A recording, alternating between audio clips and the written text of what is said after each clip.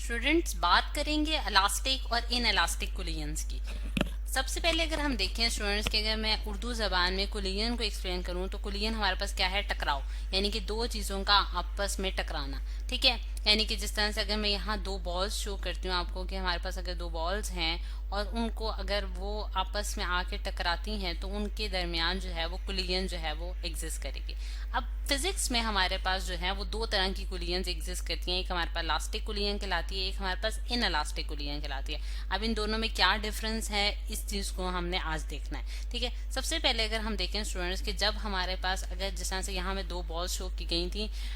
अगर मैं यहाँ आपको एक जिस तरह से डिफरेंट कलर से बॉल शो कर देती हूँ, पर्पल कर लेते हैं और एक को हम ग्रीन कर देते हैं, चलें। ठीक है, ये इस तरह से होगी। अब अगर हम देखें स्टूडेंट्स कि यहाँ हमारे पास ये जो बॉल थी इसका मास m1 था, इसका मास m2 है और ये इनकी जो वेलोसिटीज हैं वो v1 और v2 से रिप्रेजेंट कर दी गई हैं। अगर आफ्टर कोलिजन अगर हम देखें स्टूडेंट्स तो हम ये देखते हैं कि हमारे पास ये जो इनके जो मैसेज हैं, यानी कि मतलब कि मैथ्स पे तो उसकी कोई फर्क नहीं पड़ेगा। ठीक है, वो तो वैसे ही रहेगा जैसा है। ठीक है, लेकिन उसमें जो चीज में चेंज आ रहा होगा वो उसकी क्या होगी, वेलोसिटीज में, यानी कि velocities of the two balls जो हैं वो चेंज होती हैं, यानी कि उनके दरमियान उनके जो वेलोसिटीज हैं अब जो उनके आफ्टर कोलिजन जो रिप्रेजेंट की गई हैं वो v1 प्राइम और v2 प्राइम से रिप्रेजेंट की गई हैं। ठीक है, हो सकता है कि वो उनकी डायरेक्शन जो है वो अगर वो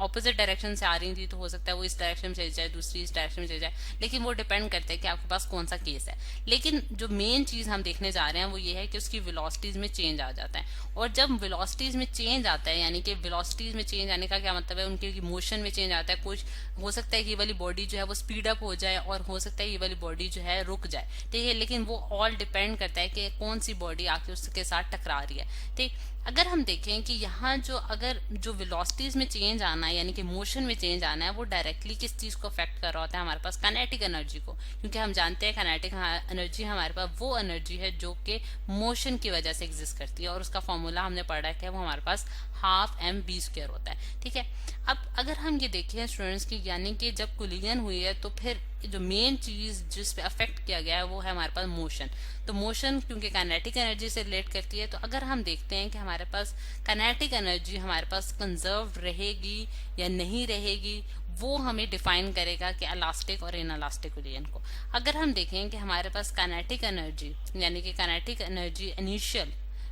का क्या मतलब है, यानी कि बिफोर द कोलिजन हमारे पास बराबर आ जाए काइनेटिक एनर्जी फाइनल के, यानी कि आफ्टर द कोलिजन, तो हम ये कहते हैं कि हमारे पास कंजर्वेशन होल्ड करती है। ठीक है, हमारे पास क्या करती है, ये हमारे पास बेसिकली कंजर्वेशन का लॉ है, कंजर्वेशन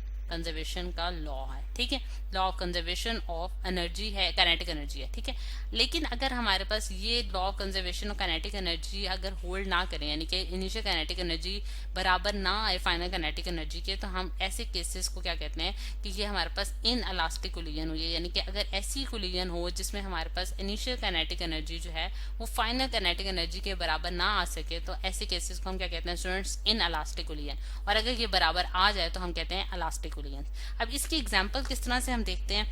कि अगर जिस तरह से मैं आपको एक फिगर दिखाती हूँ कि ये हमारे पास इन इलास्टिक कोलिजन को शो कर रहा है कि एक बॉल है। ठीक है, उसको जब डाउनवर्ड डायरेक्शन में जो है उसको बाउंस, मतलब कि उसको नीचे गिराया गया डाउनवर्ड डायरेक्शन में, तो आपने देखा कि जैसे ही वो नीचे जाके ग्राउंड को हिट करती है, यानी कि अब इस टाइम पे हमारे पास बॉल और ग्राउंड के दरमियान कोलिजन का प्रोसेस जो है वो टेक प्लेस कर रहा है। जब वो बॉल जो हिट करेगी ग्राउंड को तो वो बाउंसेस लेगी, और जब बाउंसेस लेगी तो उसके पास जो मतलब कि जो उसकी जो वेलोसिटी है उसमें आप देख सकते हैं कि कोलिजन्स के बाद क्या आ रही है, कमी आ रही है, जिससे हम ये कंक्लूड कर सकते हैं कि उसकी जो वेलोसिटी होगी, फाइनल वेलोसिटी, वो बराबर नहीं होगी इनिशियल वेलोसिटी के, यानी कि जिस वेलोसिटी से वो आके फ्लोर को उसने हिट किया था उस वेलोसिटी से वो ऊपर दोबारा बाउंस अप नहीं हुई, जिससे हमें पता चला कि उसकी initial kinetic energy final kinetic energy के बराबर नहीं है, क्योंकि kinetic energy directly related to क्या है, वेलोसिटी है। जब वेलोसिटी बराबर नहीं तो फिर इसका मतलब है कि काइनेटिक एनर्जी भी बराबर नहीं होगी।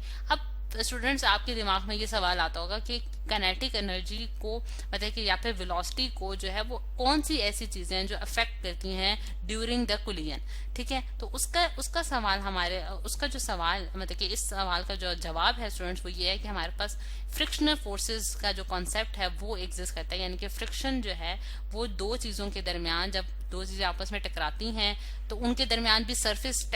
फ्रिक्शन भी एग्जिस्ट करती है। उसके अलावा हमारे पास एयर फ्रिक्शन भी एग्जिस्ट करती है। तो फ्रिक्शन जो है वो बेसिकली क्या करती है, एनर्जी को लॉस कराती है। ठीक है, यानी कि मोशन को रोकती है, दो चीजों के मोशन को आपस में जो है वो रोकने की कोशिश करती है। ठीक, फिर उसके बाद हमारे पास एक आ जाती है साउंड एनर्जी, यानी कि साउंड एनर्जी जो है उसके जरिए भी जो है वो एनर्जी का लॉस होता है। अब जैसे ही कोई चीज आके टकराएगी तो एक आवाज प्रोड्यूस होगी, वो भी एक एनर्जी लॉस है। ठीक है, जिसकी वजह से हमारे पास इनिशियल और फाइनल जो है एनर्जी जो है वो कांस्टेंट नहीं रहती है। Energy more specifically kinetic energy की मैं बात कर रही हूँ। ठीक है, और उसके बाद जो है हमारे पास हीट एनर्जी की फॉर्म, हीट एनर्जी में भी हमारे पास जो है वो काइनेटिक एनर्जी का लॉस हो जाता है। ठीक है, जो कि उसकी मोशन को जो है वो रोकती है। ठीक है, अब अगर हम देखें तो ये फ्रिक्शन, साउंड एनर्जी और हीट एनर्जी जो है वो बेसिक लॉसेज हैं जिसकी वजह से हमारे पास काइनेटिक एनर्जी जो है वो कंजर्व नहीं रह सकती। लेकिन अगर हम एक ऐसा केस देखें जिसमें हमारे पास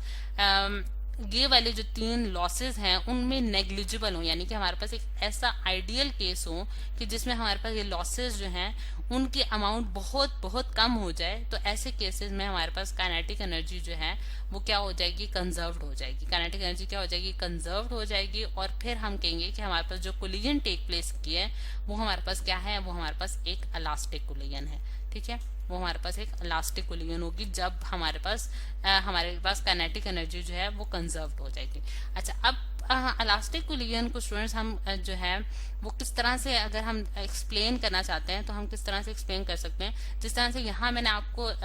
जो ये बॉल की एग्जांपल दी है उसमें मैंने आपको जो है वो एक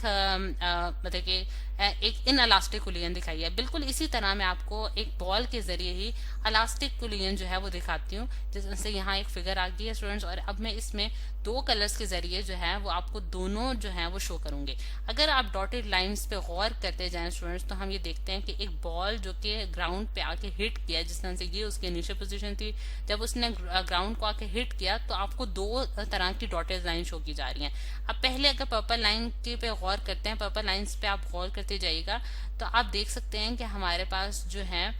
उसका जो एम्पलीट्यूड है, यानी कि इनिशियल एम्पलीट्यूड बराबर आ रहा है फाइनल एम्पलीट्यूड के, यानी कि वो मैक्सिमम हाइट जो कि बॉल अटेन कर रही है आफ्टर द कोलिजन। तो आप देख सकते हैं कि सारी पर्पल लाइंस ये शो कर रही हैं कि उसकी जो एम्पलीट्यूड है वो ऑलमोस्ट जो है वो सेम रहा है, उसमें कोई कमी नहीं आई, जिससे हमें ये पता चला कि उसकी जो मतलब कि उसके पास जो इनिशियल एनर्जी काइनेटिक एनर्जी थी, जो इनिशियल काइनेटिक एनर्जी थी वो बराबर है फाइनल काइनेटिक एनर्जी के। वो उसी एम्पलीट्यूड के साथ जो है वो रीबाउंस भी कर रही है, यानी कि कोलिजन के बाद भी उसका जो रीबाउंस था वो उसी तरह उसी एम्पलीट्यूड का है। ठीक है, और दूसरा जो कलर मैं शो करने जा रही हूँ, जिस तरह से अगर मैं इसको डार्क कलर से शो कर देती हूँ, ग्रीन कलर से, दूसरी लाइन अगर ये डॉटेड लाइन शो करूँ तो आप देख सकते हैं कि उसके एम्पलीट्यूड में क्या आ रहा है, डिक्रीज आता जा रहा है, जिससे हमें ये पता चलता है कि ये कौन सी होगी, इन इलास्टिक कोलिजन, जो कि ग्रीन कलर से शो की जा रही है। जब उसके एम्पलीट्यूड में क्या आ गया, डिक्रीज आ गया। ठीक है, उसका रीबाउंस जो है वो बहुत ही कम होता जा रहा है, जैसा कि हमने इस फिगर में भी ये चीज देखी थी। ठीक, तो ये जो केसेस हैं यानी कि इलास्टिक कोलिजन के केसेस भी हमारी मतलब कि लाइफ में एग्जिस्ट करते हैं। जिस तरह से अगर कोई मार्बल बॉल जो है, मार्बल की अगर कोई बॉल हो, ठीक है, और वो ग्राउंड को हिट करे, ठीक है, तो उस केस में हमारे पास क्या होगा कि क्योंकि वो जो है वो उसी एम्पलीट्यूड के साथ जो है रीबाउंस कर सकती है, मतलब उसमें उसकी जो रीबाउंसिंग है वो मतलब कि